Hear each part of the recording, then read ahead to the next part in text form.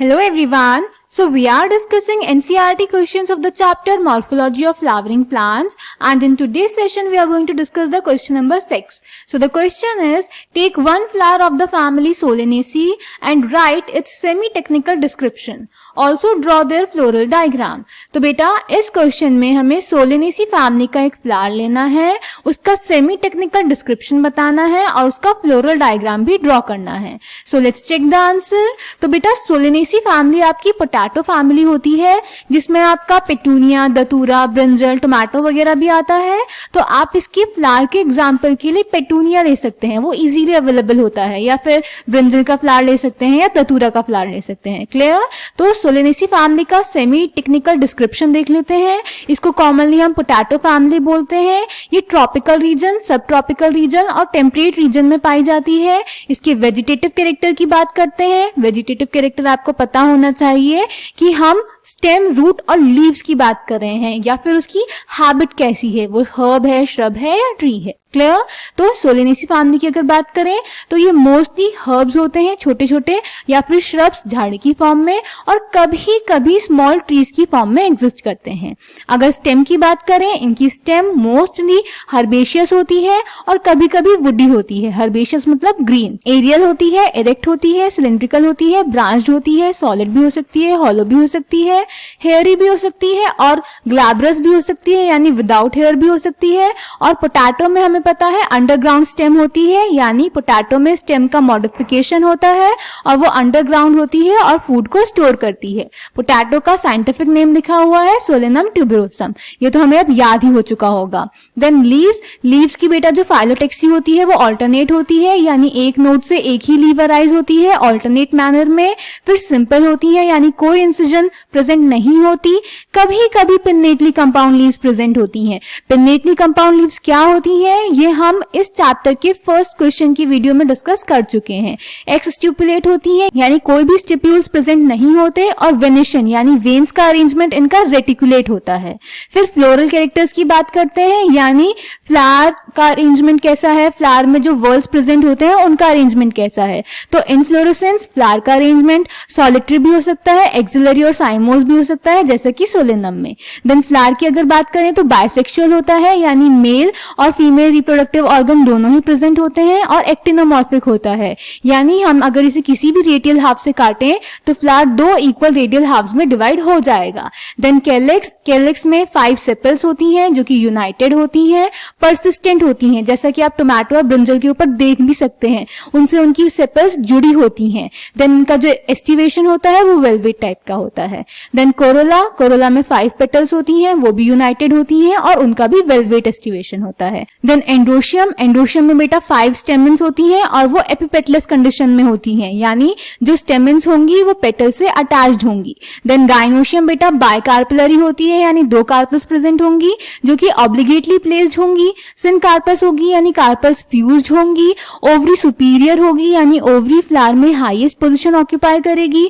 बायलॉक्यूलर होगी, ओवरी में 2 locules present होंगे, यानी 2 कंपार्टमेंट्स प्रेजेंट होंगे. इसका प्लेसेंटा स्वेलन होता है और इसकी ओवरी में बहुत सारे ओव्यूल्स प्रेजेंट होते हैं, और ओव्यूल्स का अरेंजमेंट होता है एक्साइल, यानी एक्साइल प्रेजेंटेशन होता है इसमें.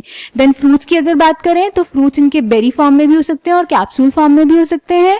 इनके सीड्स बहुत सारे होते हैं और एंडोस्पर्मस होते हैं, यानी इनके सीड्स में एंडोस्पर्म परसिस्टेंट होता है. क्लियर? देन इनके फ्लोरल फॉर्मूला की बात कर लेते हैं. अभी हमने पीछे फ्लोरल कैरेक्टर्स में देखा कि इनका फ्लावर एक्टिनोमॉर्फिक होता है.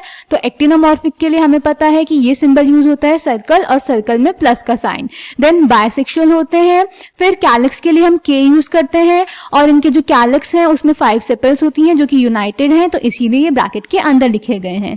देन कोरोला के लिए सी सिंबल यूज होता है. ये भी 5 पेटल्स के साथ होते हैं जो कि यूनाइटेड होती हैं, इसीलिए 5 भी बेस में ब्रैकेट के अंदर लिखा हुआ है. फिर एंड्रोशियम में 5 स्टेमेंस होते हैं और इसकी एपिपेटलस कंडीशन होती है, इसीलिए सी और ए के ऊपर ये ब्रिज बनाया हुआ है.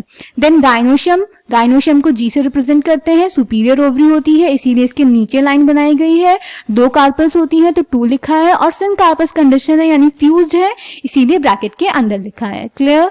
देन इकोनॉमिक इंपॉर्टेंस बेटा, जो सोलेनेसी फैमिली है इसकी इकोनॉमिक इंपॉर्टेंस बहुत ज्यादा है। इस फैमिली के जो मेंबर्स हैं वो बहुत ज्यादा एज फूड यूज होते हैं, जैसे बहुत सारी सब्जियां आप खाते भी हैं, टोमेटो, ब्रिंजल, पोटैटो, फिर इनमें बहुत सारे स्पाइसेस भी आते हैं जैसे चिली, मेडिसिन भी आती हैं जैसे बेलाडोना और अश्वगंधा, और फ्यूमिगेटरी प्लांट्स भी आते हैं जैसे टोबैको, और ऑर्नामेंटल प्लांट्स भी आते हैं जैसे पेट्यूनिया। पेट्यूनिया तो बहुत ही कॉमन हो गया है आज की डेट में, सभी घरों में मिल जाता है। ठीक है, फिर ये इसके डायग्राम्स दिए गए हैं।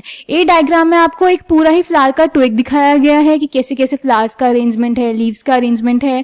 फिर बी में आपको एक सिंगल फ्लावर दिखाया गया है, सी में आपको फ्लावर का लॉन्गिट्यूडनल सेक्शन दिखाया गया है, देन डी में स्टेमेंस दिखाए गए हैं जो कि फ्री हैं, देन ई पार्ट में आपको कार्पल दिखाया गया है, और एफ में फ्लोरल डायग्राम दिखाया गया है। फ्लोरल डायग्राम में देखिए ऊपर आपको एक्टिनोमॉर्फिक सिमेट्री मेंशन की गई है, सेपल्स का वेलवेट एस्टिवेशन दिखाया गया है, 5 सेपल्स दिखाई गई है, यूनाइटेड कंडीशन दिखाई गई है। देन सिमिलरली पेटल्स की 5 पेटल्स दिखाए गए हैं, यूनाइटेड कंडीशन दिखाई गई है। देन एंड्रोशियम, एंड्रोशियम की एपिपेटलस कंडीशन दिखाई गई है, 5 दिखाए गए हैं। एपिपेटलस कंडीशन यानी हमारे स्टेमेंस को पेटल से अटैच किया गया है। फिर गाइनोशियम देखिए, ओवरी में 2 लॉक्यूल्स, 2 कंपार्टमेंट बनाए गए हैं जिसमें बहुत सारे ओव्यूल्स दिखाए गए हैं और प्लेसेंटा सोलन दिखाया गया है। Clear?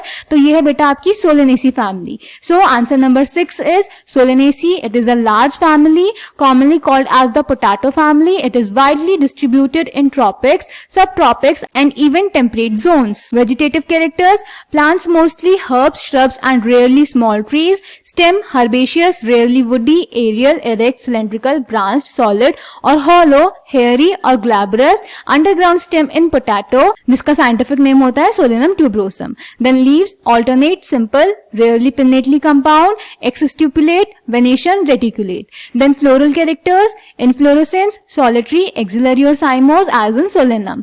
Flower bisexual, actinomorphic. Calyx sepals 5, united, persistent, velvet estivation. Corolla petals 5, united, velvet estivation. Androecium stamens 5, epipetalous. Gynoecium bicarpellary, obligately placed. Syncarpus ovary superior, bilocular, placenta swollen with many ovules, axile. Fruits berry और capsule, seeds many, endospermous. बेटा in semi technical description को लिखते हुए याद रखेंगे कि आप ये ऑर्डर चेंज नहीं करेंगे। जब हम ये डिस्क्रिप्शन लिखते हैं तो हम इसी ऑर्डर में लिखते हैं। Clear? Then floral formula, floral formula में actinomorphic, bisexual, calyx 5 sepals in united condition, corolla 5 petals in united condition, androecium 5 जो कि फ्री कंडीशन में है, gynoecium superior ovary, bicarpellary, fused, syncarpous, और कोरोला और एंड्रोशियम के ऊपर ब्रिज बना देंगे एपिपेटलस कंडीशन दिखाने के लिए। Then economic importance: many plants belonging to this family are source of food, example tomato, brinjal, potato, spice, chilli, medicine, belladonna, ashwagandha, fumigatory, tobacco, ornamentals, petunia. और फिर फ्लोरल डायग्राम बनाना जरूरी है, बाकी डायग्राम्स आप चाहें तो स्किप कर सकते हैं पर फ्लोरल डायग्राम जरूर बनाएंगे। So I hope this question is clear to you. Thank you.